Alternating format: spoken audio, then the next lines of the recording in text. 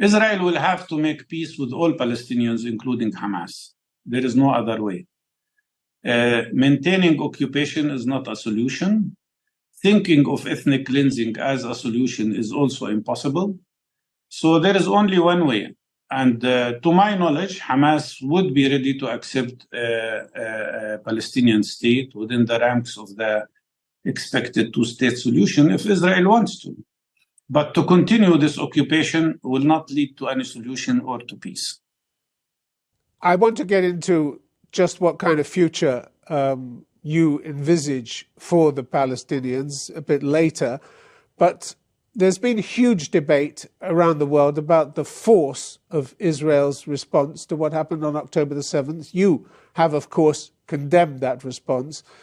But answer me this, if you will. In a single day, Hamas massacred hundreds of Israelis in the worst attack on Jews since the Second World War. Women, children, old people were murdered. Some were even raped or sexually abused first. Some of them were actually in the peace movement, as it turned out.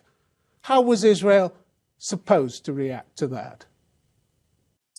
First of all, let's agree that I do not accept the killing or injuring or humiliating any civilian, whether Palestinian or Israeli.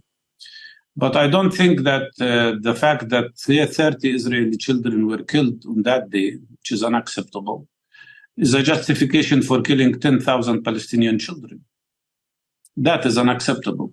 But you're not addressing what Hamas did. And the history did not start on the 7th of October.